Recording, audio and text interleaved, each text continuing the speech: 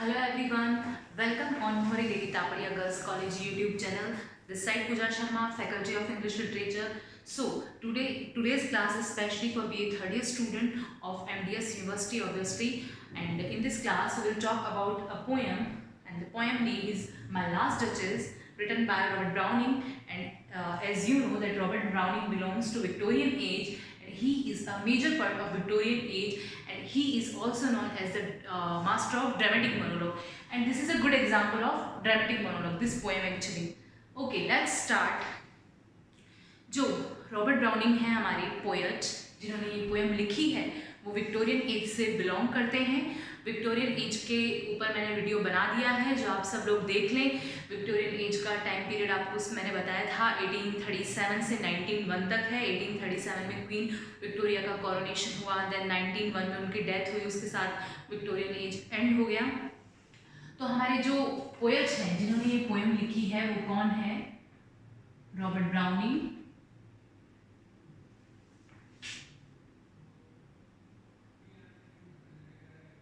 इनका life span है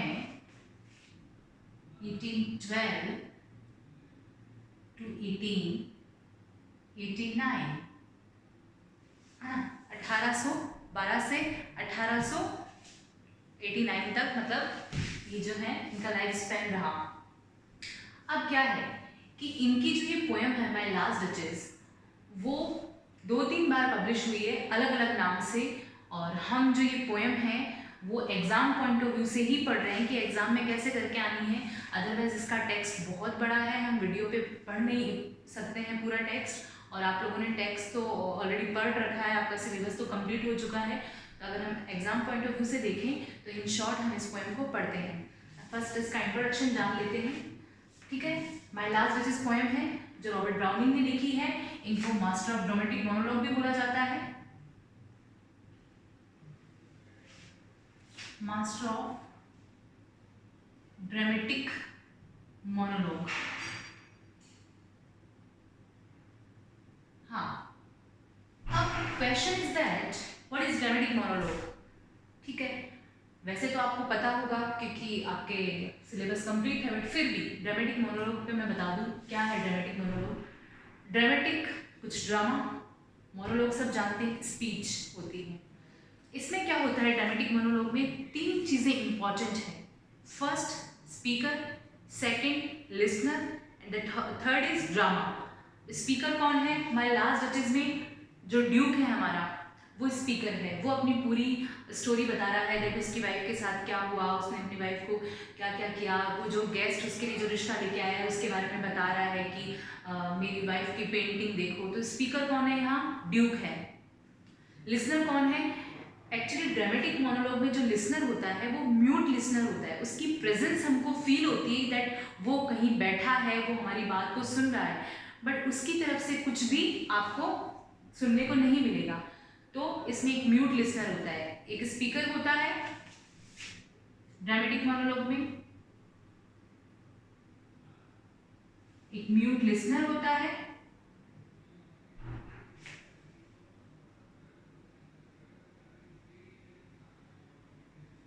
ठीक है। और थर्ड इज कुछ ड्रामा या एक्शन होगा, ड्रामा या एक्शन होगा। पर इस पोएम में ड्रामा या एक्शन क्या है? इस पोएम में यही ड्रामा है कि जो हमारा ड्यूक है उसने अपनी वाइफ को मर्डर करवा दिया वाइफ का, ठीक है, ये इसमें ड्रामा या एक्शन है। तो स्पीकर हमारा यहाँ ड्यूक है, लिसनर जो उसके लिए प्रपोजल लेकर आया है शादी का, एंड द ड्रामा क्या है कि उसकी वाइफ जो है उसका मर्डर किसने करवा दिया? स्पीकर ने करवा दिया। तो हमारा जो रॉबर्ट ब्राउनिंग है वो मास्टर ऑफ ड्रामेटिक मोनोलॉग, उसने जो ड्रामेटिक मोनोलॉग्स लिखे हैं वो काफ़ी अच्छे हैं, जिसमें से 2 तो आपकी सिलेबस में ही है, 2 poem My Last Duchess and The Last Ride Together. इन दोनों पोएम को आप पढ़ेंगे तो आपको बहुत कुछ ड्रामेटिक मोनोलॉग जैसा सीन क्रिएट होगा आपके सामने, आप उसको फील करेंगे कि हाँ ये ड्रामेटिक मोनोलॉग है। अब इसका अगर हम थोड़ा सा इंट्रोडक्शन पे बात करें तो इसका इंट्रोडक्शन आप मान सकते हैं कि काफ़ी इम्पॉर्टेंट है इस पोएम का इंट्रोडक्शन, और काफ़ी बड़ा भी है, जो मैं आपको वैसे मैं आपको नोट्स जो हैं वो अवेलेबल करवा दूंगी, इसलिए अगर मैं इरेज भी कर रही हूँ, कोई नहीं लिख पाए हैं या नहीं स्क्रीनशॉट लिख पाए हैं तो टेंशन ना लें। चलो हम इसके इंट्रोडक्शन पे बात करते हैं। फर्स्ट ये जो पोएम है वो 1842 में पब्लिश हुई है, जिसका नाम, बुक का नाम था बेल्स एंड पोमेग्रेनेट।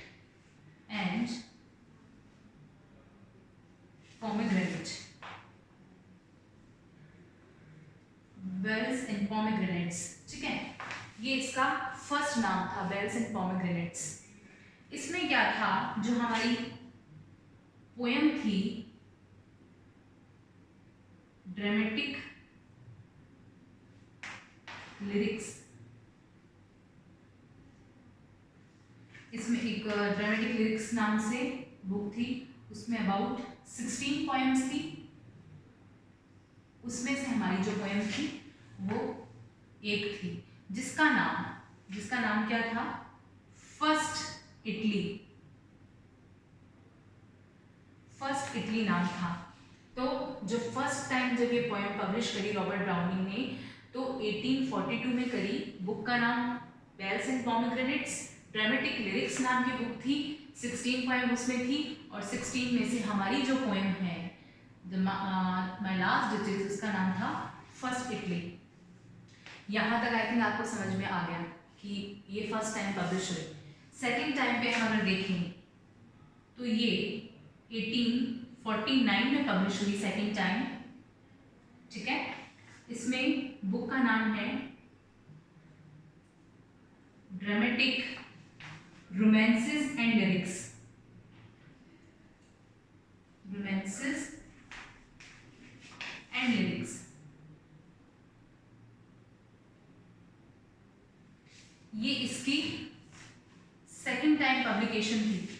इसमें हमारी पोएम का नाम क्या आ गया था, माय लास्ट डचेस फेरारा।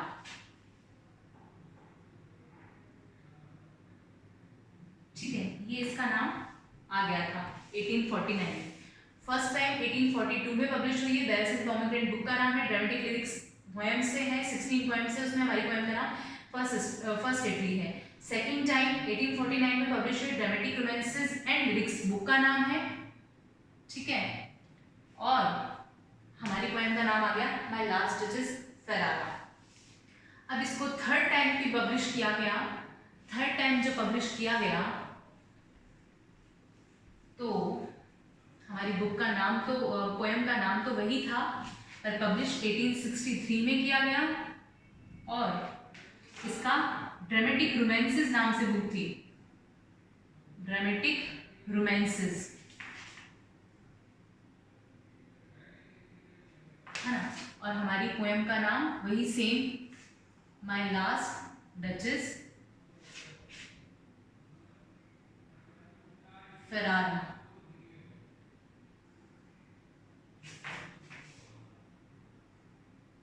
ठीक है, अब क्या हुआ देखो, 1849 में ड्रामेटिक रोमांसेस एंड लिरिक्स है, 1863 में लिरिक्स हटा दिया, ड्रामेटिक रोमांसेस ही रहा जस्ट। पोएम का नाम माय लास्ट डचेस फेरारा, और इधर भी पोएम का नाम माय लास्ट डचेस फेरारा।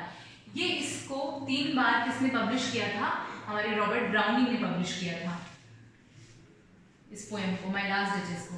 अब इस पोएम को कितनी लाइन में डिवाइड किया गया और कैसे किया गया, इस पोएम में कितनी लाइन है टोटल, 56, 28 कपलेट्स हैं।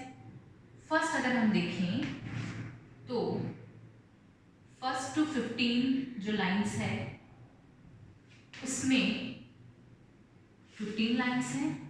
सेकंड हम देखें तो 16 से 24 जो लाइन है उनमें 9 है, 9 लाइन के स्टेंजा जाते हैं। 15 लाइन का स्टेंजा हो गया, ये 9 लाइन का स्टेंजा हो गया।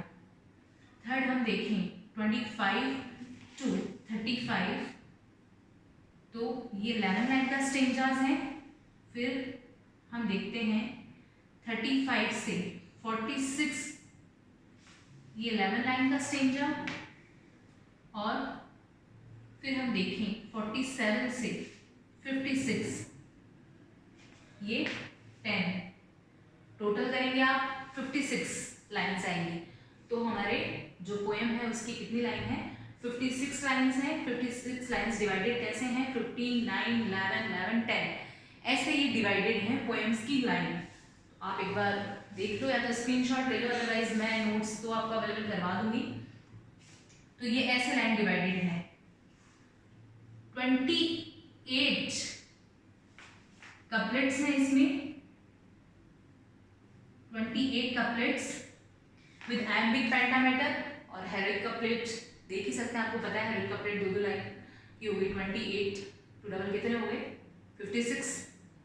तो ये इस अकॉर्डिंग इस पोएम का पूरा इंट्रोडक्शन है।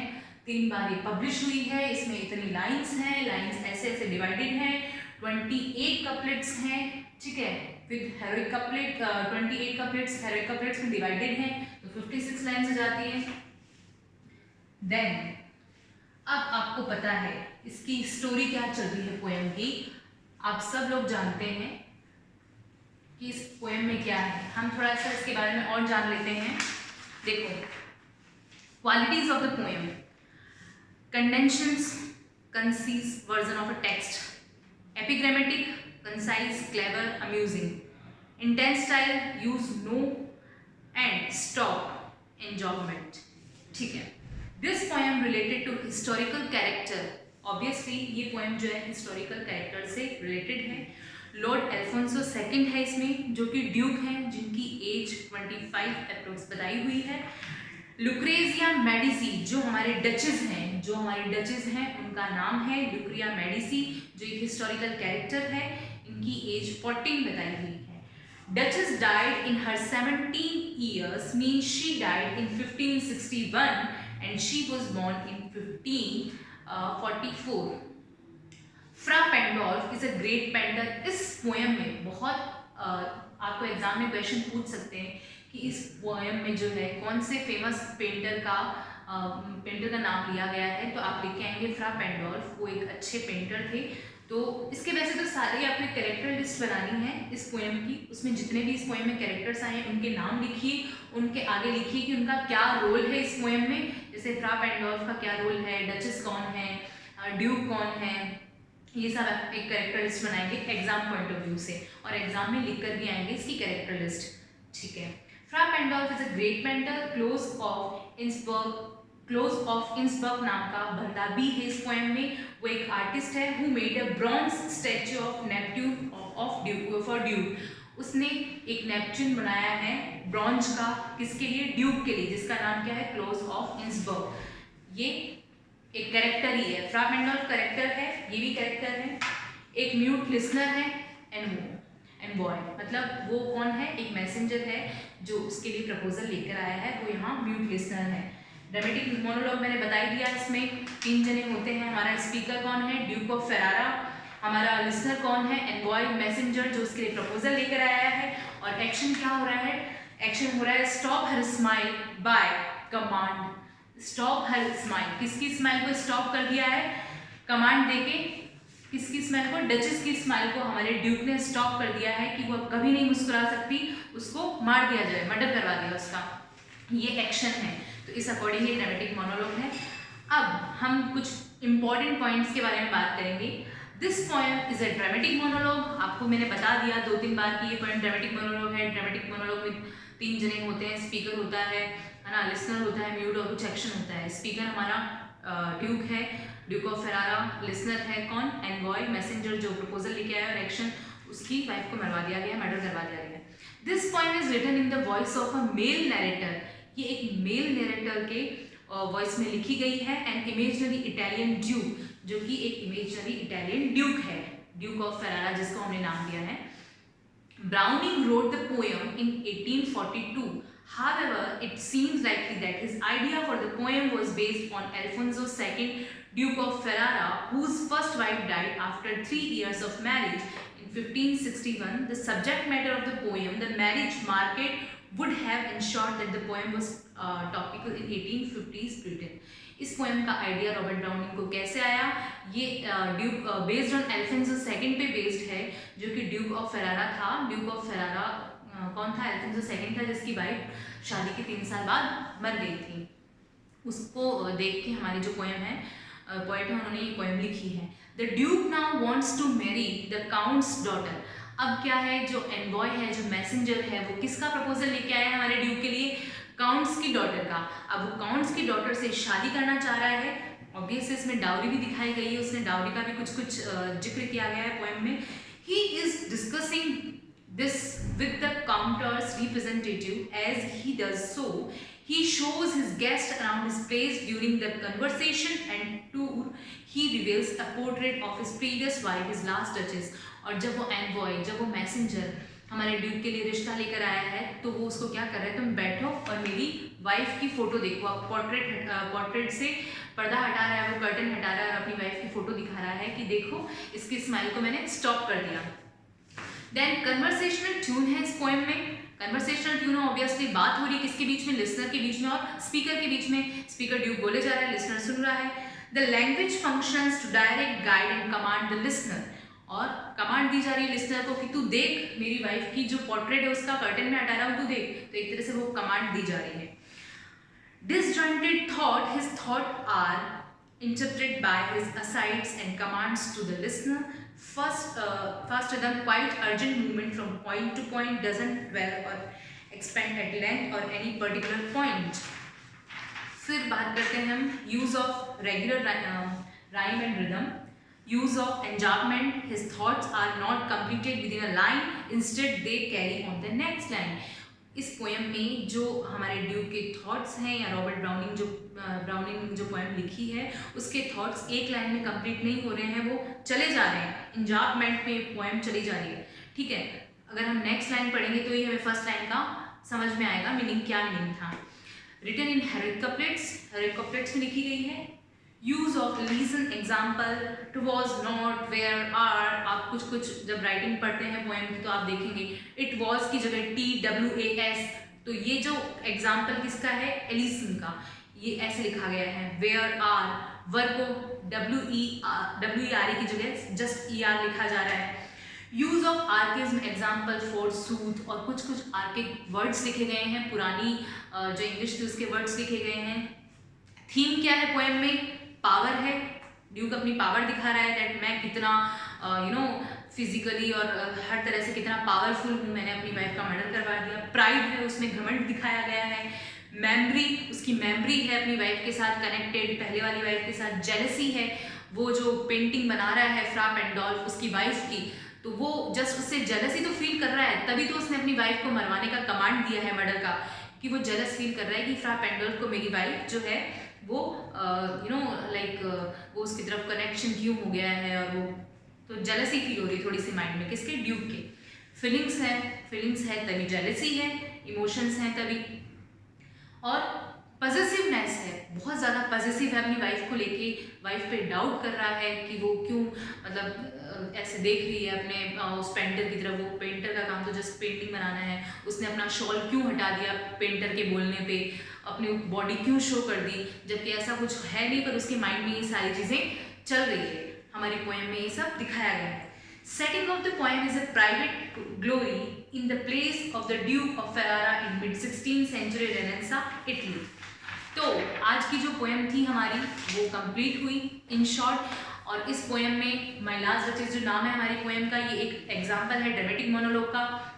रॉबर्ट ब्राउनिंग ने पोएम लिखी है। एग्जाम्पल आपको मैं बता दूं कि अगर आपको एग्जाम में करके आनी है पोएम और इम्पॉर्टेंट है, आ सकती है, 99% श्योर हूँ मैं कि आएगी पोएम, तो आप इसका इंट्रोडक्शन लिखें, रॉबर्ट ब्राउनिंग का पोएम का इंट्रोडक्शन लिखें। जैसे मैंने बताया है कि 3 बार ये अलग अलग तरह से पब्लिश हुई है, अलग अलग नाम से। उसके बाद में इसकी समरी लिखें, इसके कैरेक्टर्स के नाम लिखें। कैरेक्टर्स आपको आराम से 4-5 कैरेक्टर्स मिल जाएंगे। इसमें ड्यूक है, इसमें एनवॉय है, एक मैसेंजर है, फ्रा पेंडोल्फ है, और जो उसके लिए नेपच्यून बना रहा है वो है। तो ऐसे कैरेक्टर्स के नाम लिख लें आप।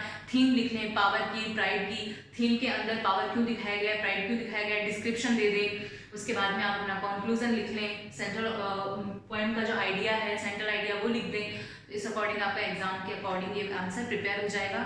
Now make your own notes for this poem. Thank you so much.